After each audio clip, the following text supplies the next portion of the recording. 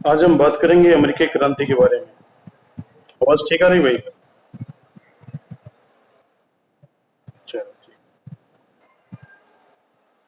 America में क्रांति होती है 1776 को।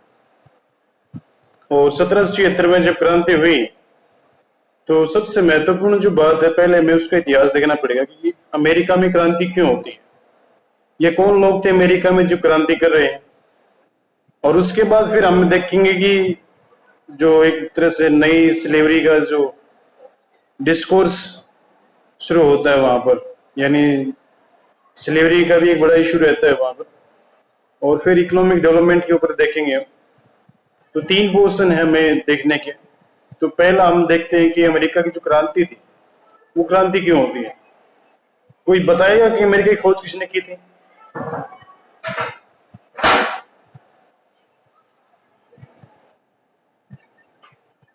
क्रिस्टोफर कोलंबस, जो इटली का व्यक्ति था और स्पेन के राजा के प्रोत्साहन से वो खोजने जाता है। हालांकि खोजने गया था इंडिया, मगर वहां पर उसको अटलांटिक पार करता है और दूसरी साइड पहुंचकर देखता है कि रेड इंडियन। और उसके बाद फिर कई साल यानी लगभग 1502 तक उसने 4 यात्राएं की वहां पर।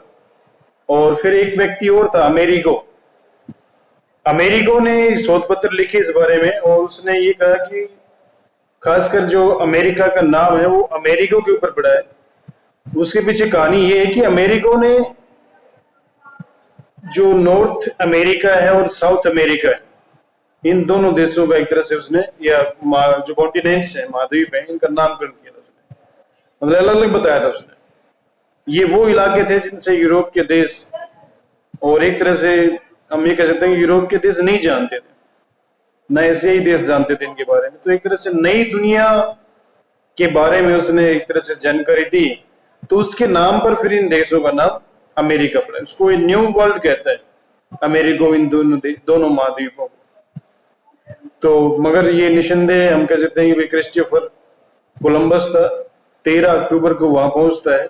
और आज भी 1937 से लेकर आज तक अमेरिका में 13 अक्टूबर को नेशनल हॉलीडे होता है, यानी राष्ट्रीय अवकाश होता है, क्योंकि उस दिन अमेरिका की खोज हुई थी। तो फिर जैसे जैसे 1492 से लेकर के अमेरिको, या फिर क्रिस्टोफर कोलंबस पहले व्यक्ति नहीं थे जो अमेरिका गए थे, बहुत सारे लोग थे जो अमेरिका गए थे, मगर उससे फिर एक कहते हैं ना कि एक जो शुरुआत होती है देश की, वो हम मानते हैं कि इंका जैसे सोसाइटी थी वहां पे, एज़टेक जैसे जो मूल निवासी थे वहां के। और मगर इसके साथ साथ दूसरे देशों के लोग भी वहां पर जाते हैं, क्योंकि ये वो काल था जब वाणिज्यवाद की शुरुआत हो रही थी। और वाणिज्यवाद में महत्वपूर्ण जो भूमिका निभाई जाती है वो ये थी कि दूसरे देशों की खोज करना और साथ साथ उन देशों के साथ व्यापार करना, या फिर वहां से बहुमूल्य धातुओं का एक तरह से अपने क्षेत्र में या फिर अपने देश में उनको लेकर आना। अपनी समृद्धि की बात ये लोग करते हैं उस तरह से। तो ये सारी चीजें हमें देखने को मिलती है अमेरिका में। और फिर धीरे धीरे क्योंकि क्रांति हुई 1776 तक, और 1776 तक आते आते एक बड़ा वो कहते ना कि एक वो कैसे हम कह सकते हैं कि भाई मल्टी कल्चरल पॉपुलेशन वहां पे देखने को मिलती है, जिसमें इंग्लैंड के लोग भी थे, फ्रांस के भी थे, स्पेन, इटली, जर्मनी, यानी बहुत सारे देशों के लोग थे वहां पर। मगर धीरे धीरे जो सबसे ज्यादा जनसंख्या थी वो थे इंग्लैंड के लोग। शुरुआत में जब क्रिस्टोफर कोलंबस ने इसको खोजा, और फिर हम ये कहते हैं कि मतलब भाई शुरुआती जो दौर था, उस दौर में स्पेन ने बहुत सारी बहुमूल्य धातुएं यहाँ पर से इकट्ठी करनी शुरू की। और जब इंग्लैंड को इसका पता चला तो उनको बड़ी जलन महसूस होती है। और फिर इंग्लैंड के जो समुद्री डाकू थे, या फिर उनके सहारा लेकर उन लोगों ने स्पेन के जहाजों को लूटना शुरू कर दिया। और फिर स्पेन के साथ एक भयंकर युद्ध भी होता है। और उस युद्ध के पश्चात हम ये कह सकते हैं कि मतलब भाई धीरे धीरे, अगर वो कहते हैं कि एक तरह से इंग्लैंड ने वर्चस्व स्थापित कर लिया, स्पेन को एक तरह से वहां से निकाल दिया, और इंग्लैंड के, अमेरिका के ऊपर इंग्लैंड का वर्चस्व स्थापित हुआ एक तरह से।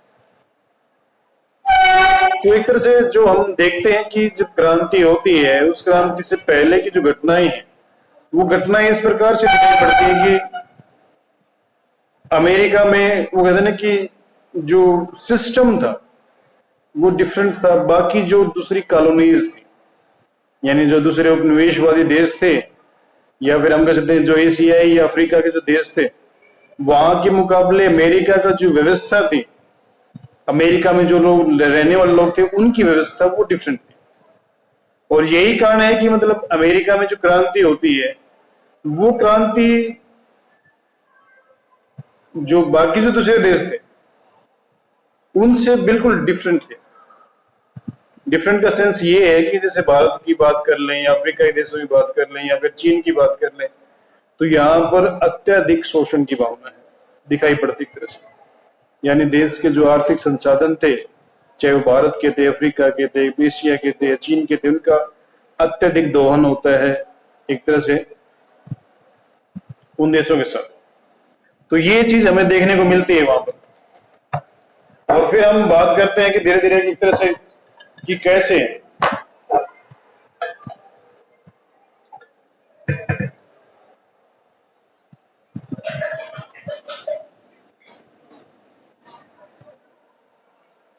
एक तरह से जो अमेरिका के लोग थे वो उपनिवेशवाद या शोषण के खिलाफ खड़े नहीं होते हैं, वो खड़े होते हैं उनकी स्वतंत्रता के ऊपर आक्रमण होता है।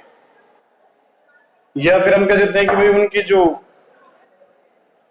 जो निष्पक्षता लगा लो, या फिर एक तरह से हम कह सकते हैं कि भाई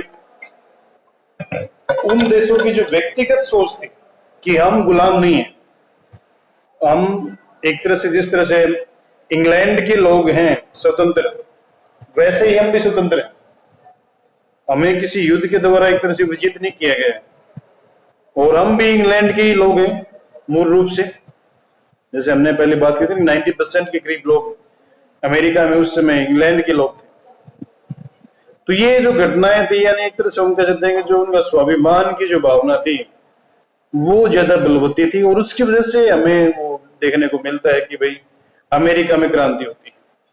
तो ये एक तरह से बेसिक कॉन्सेप्ट है अमेरिका के बारे में, जिसके बारे में हम कह सकते हैं कि भाई हाँ, कि अमेरिका में जो हालात थे वो काफी खराब एक तरह से दिखाई पड़ते हैं। तो 1776 में जो क्रांति हुई उसके कुछ कारणों की अगर बात की जाए तो शुरुआत के कुछ दो वर्गों में बांटते हैं। तो मौलिक कारण, अंडरलाइंग कॉजेज, यानी जो ये व्यवस्था थी मतलब जो दिखाती है कि भाई एक तरह से जो अमेरिका है वो एक उपनिवेश नहीं, यह एक गुलाम देश नहीं। इंग्लैंड गुलाम देश मानता है अमेरिका को, मगर अमेरिका के जो लोग हैं वहां पर 13 कॉलोनीज थी, 13 उपनिवेश थे, जिन जो आपस में एक दूसरे से भिन्न थे, मगर कहते ना कि समय की जरूरत ने उनको एक किया, और इसलिए वो इनका एकीकरण के माध्यम से सारा देश का नाम एक अमेरिका पड़ता है।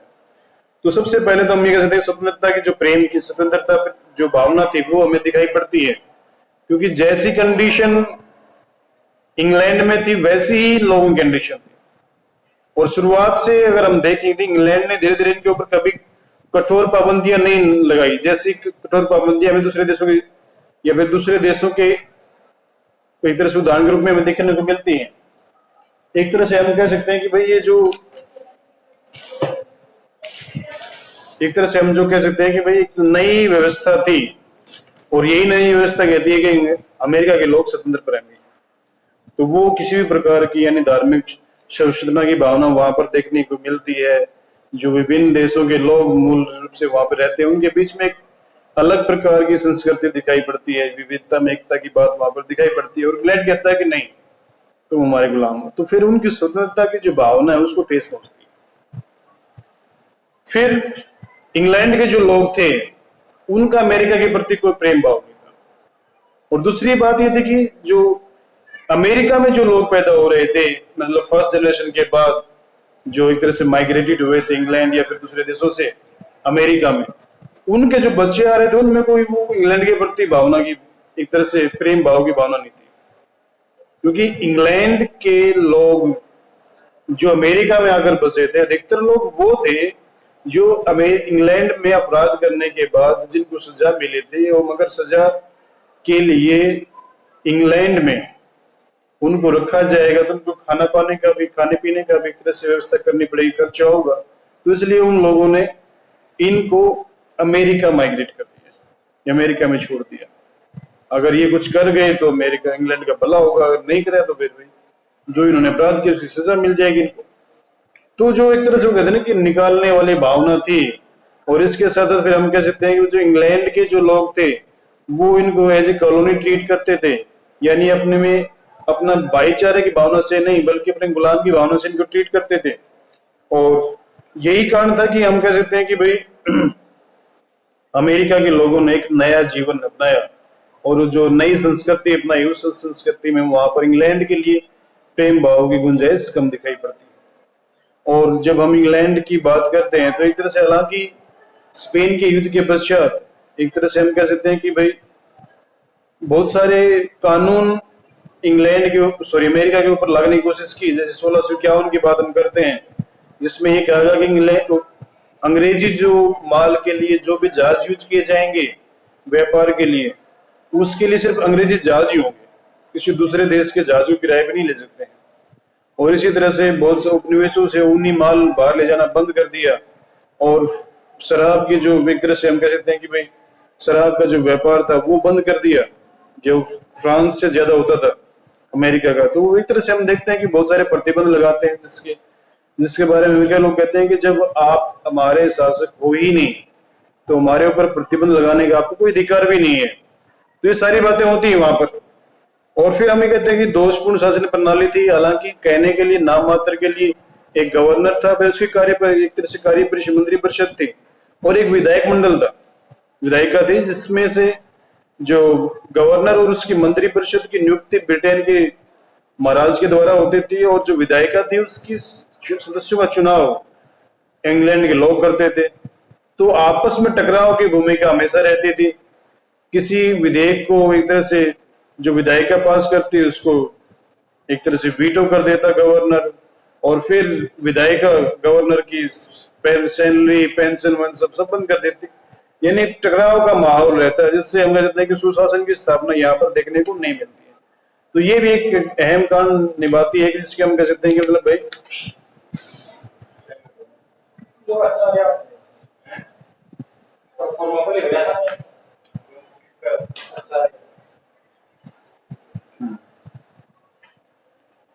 तो ये भी हमें देखने को मिलता है।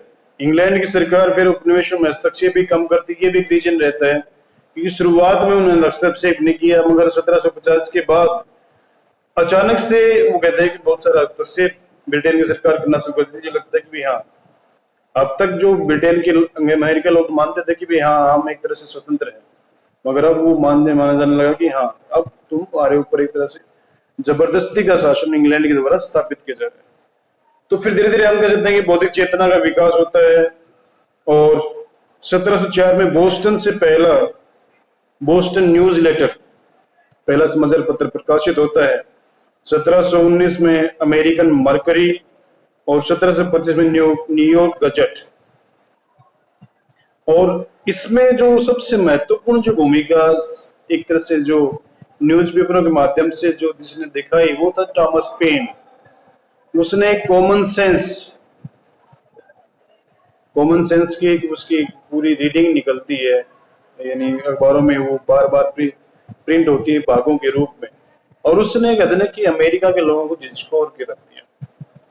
उसके बाद फिर James Otis, Patrick Henry, Samuel Adams, इन लोगों ने अनेक जैसे अगर हम कहें जेम्स ओटिस की बात करें तो जो खोज वारंट अधिनियम था उसका विरोध किया। हेनरी पैट्रिक था, उसने एक तरह से स्टैंप अधिनियम का विरोध किया। और सैमुअल एडम्स ने एक तरह से अमेरिका के लोगों में राष्ट्रीयता की भावना फैलाई।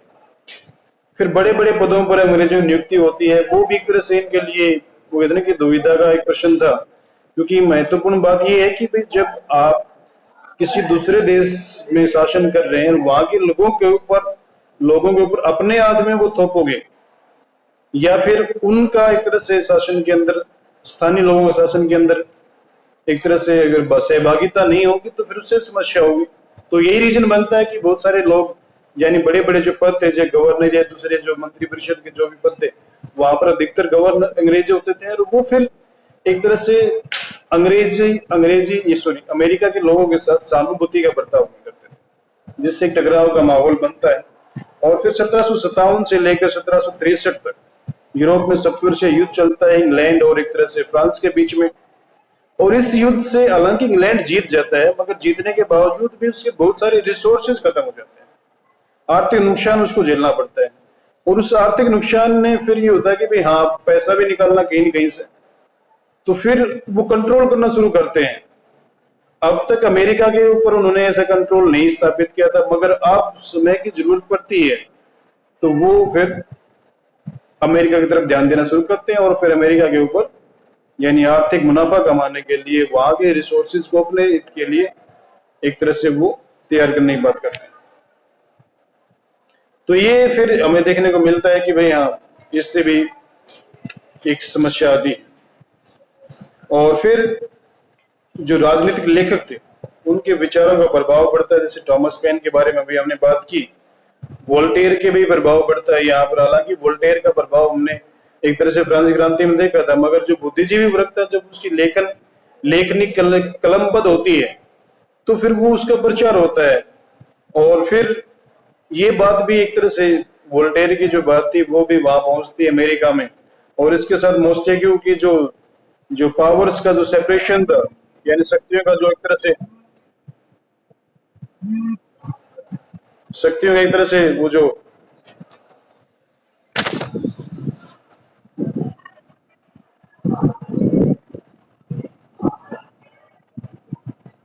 एक तरह से शक्तियों का जो हम कह सकते हैं ना कि मतलब भाई शक्तियों का जो बंटवारे की जो बात थी वो भी हमें देखने को मिलती है। तो ये भी मतलब मॉन्टेस्क्यू के जो विचार था वो यहाँ पर हमें देखने को मिलता है, जिसने जॉन लॉक यानी जिसके था कि हर व्यक्ति के कुछ प्राकृतिक अधिकार हैं, तो वो भी एक तरह से फिर इन सारी बातों ने हम कह सकते हैं कि जो अमेरिका की जो व्यवस्था थी उसको बदलने में महत्वपूर्ण भूमिका एक तरह से निभाई। तो ये चीज हमें देखने को मिलती है अमेरिका के बारे में।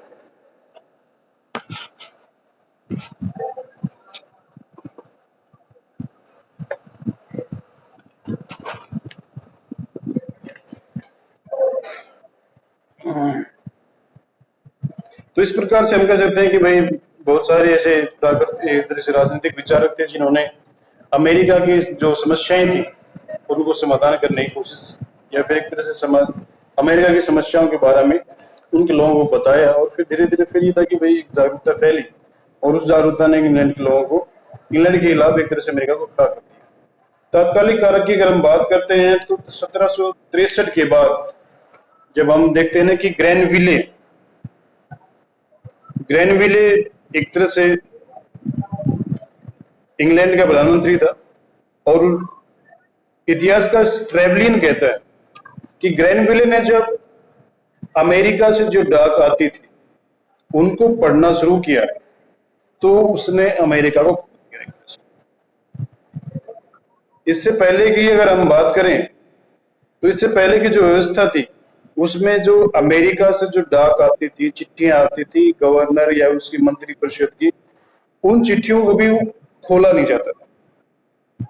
मगर अब ग्रैनविले ने जब उन चिट्ठियों को खोलना शुरू कर दिया, क्योंकि उनको खोला इसलिए नहीं जाता था कि तो वो उनके मतलब इंटरेस्ट की होती ही नहीं थी। मगर अब अमेरिका को लग रहा है, इंग्लैंड को लग रहा था कि हाँ अमेरिका याद से निकल रहा है, तो उसको कंट्रोल करने को या फिर जो शासन था उसको तेज करने की या कड़ा करने की बात करते हैं। तो ये चीज हमें दिखाई पड़ती है। और फिर ग्रेनविले ने फिर जब वो बहुत सारी वो कहते ना कि अराजकता की बातें जो चिट्ठियों के माध्यम से पता चली, तो उसने अमेरिका को कंट्रोल करने की कोशिश की, और उस कंट्रोल करने में लोगों को लगा कि ये हमारे ऊपर एक तरह से उपनिवेशवादी शासन स्थापित करने का प्रयास कर रहे हैं और हम स्वतंत्र हैं। तो ये चीजें सारी बातें थी जिस तरह से हम कह सकते हैं कि भाई जो तस्करी थी उसको रोकने के लिए ग्रैनविले ने एक एडमिरल नियुक्त कर दिया वहां पर, और सारे उपनिवेशों में यानी उपनिवेश के सारे जो धंधे थे उनमें एक तरह से कठोर नियंत्रण स्थापित कर दिया। शीरा कानून लेकर आए, शुगर एक्ट 1764 में लेकर आए, जिसमें सीरे पर चुंगी 6 पैसे से पेंस से घटाकर 3 पेंस कर दी। यानी विदेशी जो रम थी उसका आयात बंद कर दिया, जो फ्रांस से मोस्टली आती थी, और जो टैक्स था वो बढ़ा दिया एक तरह से। तो इसका भी विरोध किया। और इसी दौरान सैमुअल एडिसन एडिसन कहता है कि भाई, क्योंकि यहाँ पर ये बात कहते हैं कि ब्रिटेन के द्वारा अगर अमेरिका के लिए कानून बनाया जाता है तो उस ब्रिटेन की संसद में अमेरिका के लोगों का भी प्रतिनिधित्व होना चाहिए, मगर वहां पर कोई प्रतिनिधित्व नहीं है। तो कहता है कि बिना प्रतिनिधित्व हम कोई टैक्स नहीं देंगे, या तो हमारे लोग वहां पहुंचे, हमारी बात वो रखें वहां पर जाकर, और हमारी बात वहां पर रखें, तो उसके हिसाब से फिर एक तरह से हम कह सकते हैं कि मतलब भाई एक व्यवस्था परिवर्तन होना चाहिए। तो वो हमें देखने को मिलता है वहां। मगर इंग्लैंड नहीं मानता है कि भाई हाँ ये भी चीज है, इनकी एक तरह से माननी है। फिर 1765 में स्टैम्प एक्ट आता है। स्टैम्प एक्ट में था कि जो रसीदी टिकटें होती थी वो अब उनके ऊपर टैक्स लगाना शुरू कर देती है। यानी ब्रिटेन की जो सरकार है हर प्रकार से वो कहते हैं कि बहाने ढूंढ रही है, अवसर ढूंढ रही है किस तरह से एक तरह से हम कहते हैं कि आर्थिक फायदा या मुनाफा वहां से कमाया जा सके। तो ये चीज भी हमें देखने को मिलती है। और फिर ये एक तरह से हम कह सकते हैं कि भाई हाँ अमेरिका एक तरह से इसका गलत प्रयोग या फिर एक तरह से गलत इसका उपयोग कर रहा है। तो ये भी चीज हमें यहाँ पर हम कह सकते हैं कि भाई हाँ सॉरी अमेरिका नहीं, इंग्लैंड इसे गलत प्रयोग कर रहा है। तो इंग्लैंड के लिए नया कर सिद्धांत बनाने की कोशिश करती है, मगर अमेरिका उसके लिए खिलाफ खड़ा हो जाता है। फिर टाउनसेंड के नए वित्त मंत्री था टाउनसेंड 1767 में, वो कुछ नए कानून पास करवाता है जिसमें 5 वस्तुओं के ऊपर सीमा शुल्क यानी कस्टम ड्यूटी लगाएगी, चाहे शीशा, कागज, रंग और सिक्का धातु, जिनका आयात अमेरिका इंग्लैंड से करता। तो अमेरिका के लोगों ने इसके जो कस्टम ड्यूटी देने से मना कर दिया। और एक तरह से पेंसिल्वेनिया के किसान के नाम से एक पत्र लिखा जॉन डिकिंसन ने, और वो कहता है कि ये जो अधिनियम है इंग्लैंड के कानूनों और प्रथा के विपरीत है और लोगों से इसे स्वीकार न करने की अपील की। उसने कहा कि हम इंग्लैंड पर उतने हद तक ही निर्भर हैं जितना एक स्वतंत्र जन समूह दूसरे पर होता है। ये बड़ी महत्वपूर्ण बात है। वो कहता है कि हम इंग्लैंड के ऊपर डिपेंड नहीं है। ये वैसी कंडीशन है जिसे एक देश स्वतंत्र रूप से दूसरे देश के ऊपर निर्भर होता है। तो हम इंग्लैंड हमारे ऊपर किसी प्रकार का टैक्स न लगाए। तो ये सारी बातें आती हैं। और फिर हम कह सकते हैं कि 5 मार्च 1770 को भीड़ और सैनिकों में एक टकराव हो जाता है जिसमें 5 लोग मारे जाते हैं। और उपनिवेशों की जनता ने इस घटना को भड़काने के ढंग से पेश करके लिखा। एक अमेरिकी इतिहासकार ने लिखा, इस घटना को बोस्टन हत्याकांड कहते हैं। बोस्टन हत्याकांड की संज्ञा देकर इसके नाटकीय ढंग से ब्रिटिश हृदयहीनता और निश्चिंतता का प्रमाण के रूप में प्रस्तुत किया। यानी वो कह सकते हैं मतलब भाई एक तरह से हम कह सकते हैं कि भाई इस तरह प्रस्तुत किया गया कि भाई लोगों के ऊपर ब्रिटेन की जनता ने या ब्रिटेन के सैनिकों ने आक्रमण किया। और फिर लॉर्ड नॉर्थ की चाय नीति आती है और बोस्टन टी पार्टी घटना होती है।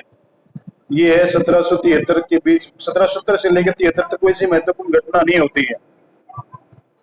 और इस घटना के बाद फिर हम कह सकते हैं कि मतलब एक तरह से 1773 में जो ईस्ट इंडिया कंपनी थी उसकी कंडीशन काफी खराब हो जाती है। और फिर उसको मुनाफा देने के लिए नॉर्थ सरकार थी, यानी जो लॉर्ड नॉर्थ था ब्रिटेन के प्रधानमंत्री, वो एक नया प्रपोजल लेकर आता है। वो कहता है कि भाई अमेरिका में जो चाय की तस्करी हो रही है उसको रोका जाए, इसलिए ईस्ट इंडिया कंपनी चाय अमेरिका में बेचेगी और दूसरे देशों की चाय को स्वीकार नहीं किया जाएगा। तो ये एक तरह से, हालांकि वो चाय सस्ती भी पड़ती थी कुछ हद तक जो अमेरिका के लोग पीते थे, मगर वो विदेशी आधिपत्य को स्थापित करने का प्रयास था, इसलिए अमेरिका के लोग उसके लिए स्वीकार नहीं होते हैं। तो ये एक तरह से पूरे अमेरिका में एक तरह से चाय के खिलाफ एक तरह से आंदोलन शुरू हो जाता है। और 16 दिसंबर 1773 को सैमुअल एडम्स के नेतृत्व में कुछ अमेरिकियों ने कुलियों का भेष बनाया और वो बोस्टन पहुंचाते हैं, बोस्टन बंदरगाह पर, और वहां पर लगभग 340 पेटियां थी चाय की जो ईस्ट इंडिया कंपनी की तरफ से आई थी, और इस चाय की कीमत लगभग $50,000 थी। सारे समुद्र में फेंक देते हैं, और अंग्रेज सरकार के लिए एक बड़ी चुनौती थी। ये पहली घटना थी जब हम कह सकते हैं कि भाई जो अमेरिका के लोगों ने एक तरह से सीधे रूप में ब्रिटेन की सत्ता को चुनौती दी थी। और फिर एक तरह से अंग्रेजी सरकार ने 5 दमनकारी कानून बनाए। एक तो उसने बोस्टन की बंदरगाह बंद कर दी, फिर सभा करने की स्वतंत्रता छीन ली, और मैसाचुसेट्स जहां पर स्वायत्त शासन था, यानी वहां के लोग शासन करते थे, उस स्वायत्त शासन की समाप्ति की घोषणा कर दी। और मैसाचुसेट्स में किसी भी घर में कोई भी सैनिक कभी भी जा सकता है और वहां पर रह भी सकता है, और उसके खाने पीने का सारा इंतजाम वहां के लोगों को करना पड़ेगा। ये सारी डाल दी गई, और उपनिवेशों के सारे मामले इंग्लैंड भेजे जाने लगे, और उनकी सुनवाई एक तरह से वहां पर होने लगी। तो ये एक तरह से वो कह सकते हैं कि ब्रिटेन की एक तरह से ब्रिटेन की सत्ता की तरफ से इंग्लैंड के जो लोग थे उनके अधिकारों को समाप्त करने की बात एक तरह से की। और फिर इन सभी घटनाओं पर विचार करने के लिए 5 सितंबर 1774 को जो प्रथम महाद्वीपीय कांग्रेस की बैठक होती है फिलाडेल्फिया में, जिसमें 12 उपनिवेशों यानी टोटल 13 उपनिवेश थे, 56 प्रतिनिधियों ने भाग लिया। इनमें Johns Adams, Samuel Adams, George Washington, Patrick Henry, Christopher Gaston, John Dickinson, ये सारे थे। और उन्होंने कहा कि भाई एक अधिकारों का एक घोषणा पत्र तैयार किया जाए जिसके साथ ब्रिटेन के जो आर्थिक बहिष्कार एक तरह से आरंभ कर दिया जाए, यानी हम लोगों को एक तरह से अधिकारों घोषणा पत्र तैयार करेंगे और ब्रिटेन भेजेंगे, उसको ब्रिटेन के सम्मान का बहिष्कार करेंगे। दूसरी तरफ जो मैसाचुसेट्स थी, उसमें कॉनकॉर्ड एक नगर था, वहां पे देशभक्त हथियार इकट्ठा करने लगे, और उन्हें नष्ट करने के लिए गवर्नर गेज ने एक सेना भेजी, और इस सेना का किसानों ने सामना किया, जिसमें 8 लोगों की मृत्यु हुई। और ये अमेरिका के स्वतंत्रता संग्राम का पहला रक्तपात था। 10 मई 1775 को, लगभग 1 साल के बाद, फिलाडेल्फिया में ही दूसरी कांग्रेस की स्थापना, महाद्वीपीय कांग्रेस की बैठक होती है, जिसमें वही लोग पहले वाले शामिल थे, बेंजामिन फ्रैंकलिन भी इसमें शामिल होता है। और इन लोगों ने एक तरह से भाई अमेरिका के खिलाफ विद्रोह की घोषणा की शुरुआत करते हैं, और एक अमेरिकी सेना की स्थापना करते हैं जिसका जॉर्ज वॉशिंगटन सेनापति बनाया गया। और फिर इसके साथ साथ फिर ये तैयारी शुरू कर देते हैं, और उधर फिर 23 अगस्त 1776 को जॉर्ज तृतीय, जो ब्रिटेन का राजा था, ने घोषणा जारी करके अमेरिकी उपनिवेशों को विद्रोही घोषित कर दिया। और इसी प्रकार हम कह सकते हैं कि भाई अमेरिका की क्रांति शुरू हो गई। घटनाएं क्या थी, क्रांति की संधियां क्या थी, उसके बारे में हम कल बात करेंगे। इसमें कोई ऐसी बात हो जो आपको समझ में नहीं आई हो, उस पर हम बात कर सकते हैं। बताओ भाई।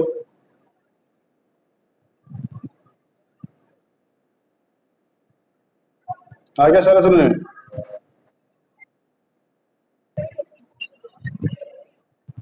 है? तो फिर तुम लोग क्या कर रहे हो? बेटा पेन कापी लेके बैठे करो, या सिर्फ कान में फोन लगाने से काम चल जाएगा?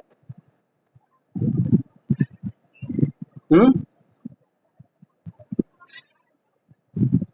सारा नहीं सुन पाते। मैंने रिकॉर्डिंग कर ली इसकी, और मैं इसको यूट्यूब पे डाल दूंगा। अगर आप पीडीएफ बनाओगे या फिर आप अगर पेन कॉपी लेके बैठोगे तो वो आपके पेपर में ही काम आएगा। मैं बना के भेज भी दूंगा, मगर उसमें फिर ये है कि तुम लोग क्या करोगे?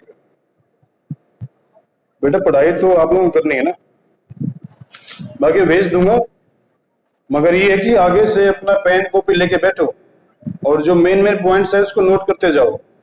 सिर्फ ये मत सोचो कि मतलब भाई हाँ एक बार क्लास में एंट्री हो गई और उसके बाद फिर आप हमारा काम खत्म। ठीक है।